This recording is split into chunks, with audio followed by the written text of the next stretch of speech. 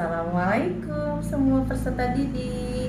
Perkenalkan, nama saya adalah Nur Eka Susilawati. Saya mengajar di SMA 1 Cicalengka sebagai guru biologi di kelas 10 IPA dan guru biologi lintas minat di kelas IPS. Bagaimana kabarnya hari ini? Semoga kalian semua dalam keadaan sehat.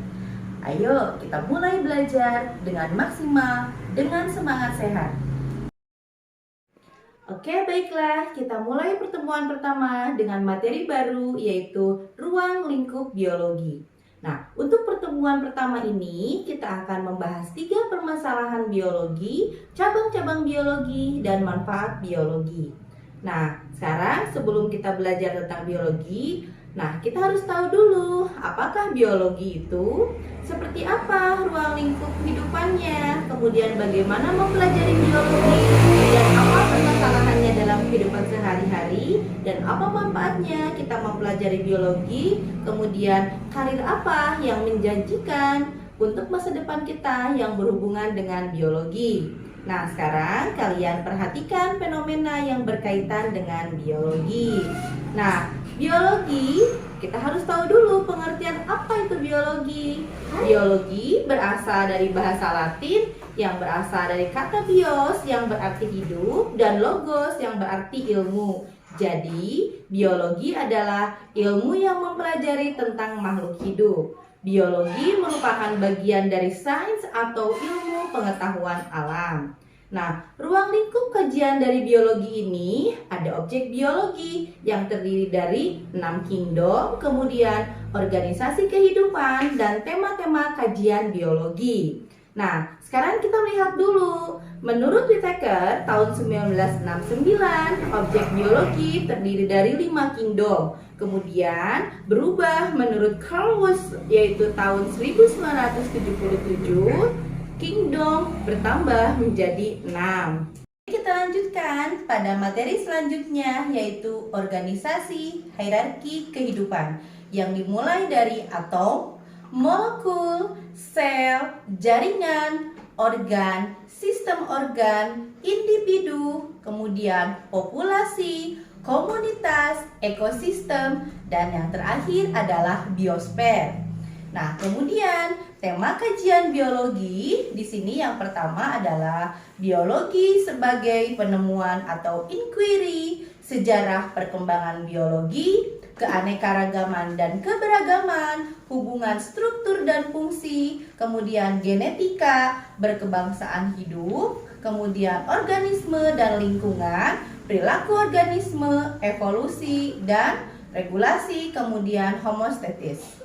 Nah, selanjutnya, biologi telah berkembang, yaitu cabang-cabang biologi. Di antara cabang-cabang biologi yang Ibu akan sebutkan, yang pertama adalah anatomi, kemudian fisiologi, kemudian histologi, kemudian patologi, biokimia, sitologi, mikrobiologi, dan virologi. Nah, apa saja yang kita bisa manfaatkan dari kita mempelajari biologi? Yang pertama itu, dengan kita mempelajari biologi, kita bisa memperlihatkan bagaimana kemanfaatan di bidang pertanian, peternakan, perikanan, kemudian bidang kedokteran, di bidang industri, di bidang farmasi, dan di bidang pengelolaan lingkungan. Oke, kita lanjutkan kepada manfaat biologi. Nah, manfaat biologi akan Ibu jabarkan. Contoh semisal adalah pada bidang pertanian, yaitu salah satunya adalah contoh kultur jaringan. Kemudian untuk peternakan, contohnya adalah inseminasi buatan. Untuk kesehatan, ada identifikasi virus. Dan untuk industri, contohnya susu fermentasi atau yogurt. Nah, kemudian setelah kita jabarkan satu persatu, boleh kalian perhatikan manfaat biologi yang dimanfaatkan oleh manusia dalam kehidupan sehari-hari. Nah, di sini manfaat biologi yang pertama adalah untuk memecahkan masalah di bidang pangan, sandang, papan, energi, lingkungan, kesehatan, dan sosial.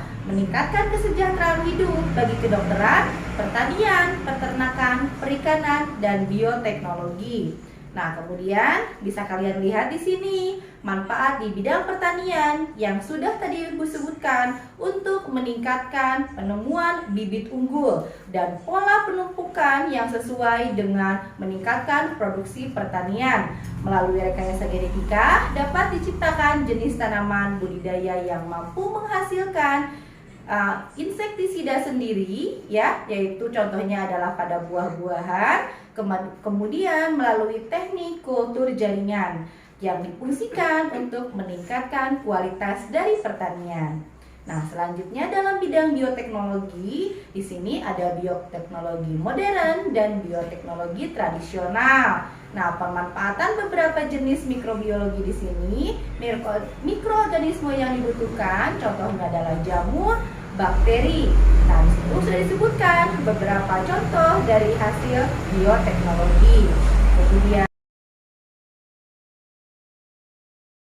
pada bidang kedokteran. Pada bidang kedokteran, di sini kita bisa memanfaatkan biologi untuk transplantasi atau pencangkokan, kemudian untuk meneliti virus, untuk bagaimana proses bayi tabung, dan mikrobiologi pada bidang kedokteran yang lainnya.